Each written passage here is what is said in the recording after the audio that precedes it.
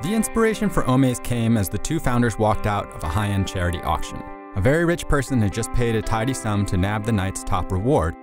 The proceeds went to charity, but the founders thought, what if we opened up this auction to everyone, not just a small room of very rich people? How much could we raise then?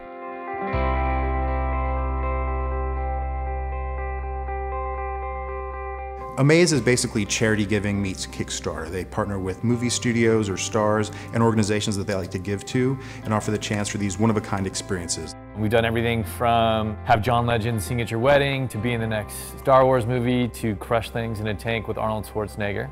But where we're different than most companies that do this is then rather than make these available to one wealthy person who can donate $25,000 or $50,000 to have this experience, we make it so that anybody in the world can donate 10 bucks. When Matt and I started this, there wasn't really anything that was taking talent partners, causes, and fan bases and bringing them together as one community that supports a campaign. Individual giving in the US is a $240 billion market annually. Right now, only 6% of that is online, so it's incredibly inefficient. We see that this is a huge opportunity to really go in there and focus on building a charitable giving platform and make fundraising much more fun and easy for a much larger base of people. Omaze had a big idea, but they were also having a hard time convincing investors to back them. Traditional charity was, well, not for profit, and that doesn't appeal to venture capitalists looking to find the next Facebook.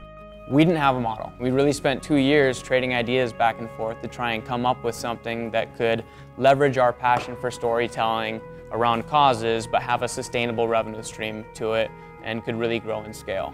We got told several times that there would never be a Series A or venture capital in the charity space, that was impossible, and we were foolish to have that aspiration. What we knew was our talent was storytelling around cause content, and that if we built a technology that could ultimately support that, we could pull together, just through our own hustle, the charities that we've worked with historically, the talent partners that we've worked with historically, and put up these once-in-a-lifetime experiences. We did combat training with a team of Navy SEALs. We did play a game of Risk against 4-star General Anthony Zinni. But it turns out that if you're going to market something to the masses, when you're working with a 4-star general who doesn't really have a Facebook channel, it becomes difficult. They're a non-traditional startup, so getting awareness, I think, is probably an issue for them, not just amongst their partners, but also amongst consumers. One thing that's really smart about what they've done is that the founders have ties to the entertainment community, so all of their big moves have been tied to that. We first became aware of them largely when they had a big deal about Star Wars Episode 7. We could go and be in the movie. And I think a lot of people first became aware of them and what they're doing through that. It gives them a level of visibility that a regular charity organization on its own is probably not going to get.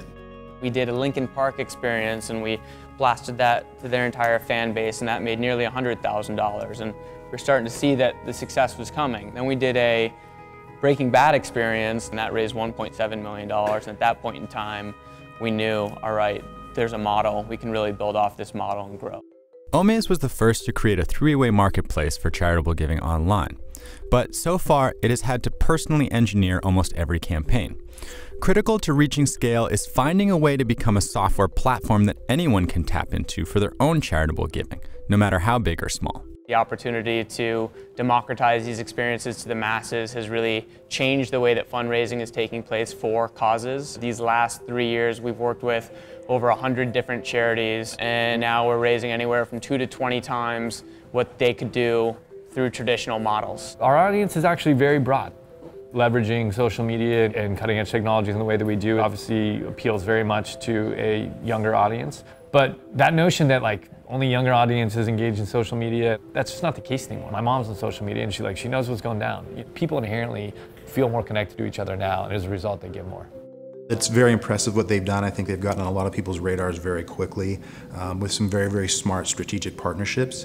But long term, what's going to stop somebody else from coming around, offering a better service that can steal all those partnerships away and have their own version of Omaze that everybody will run to? Because ultimately, people are coming to Omaze for the experiences, not for whatever Omaze.com has on their site.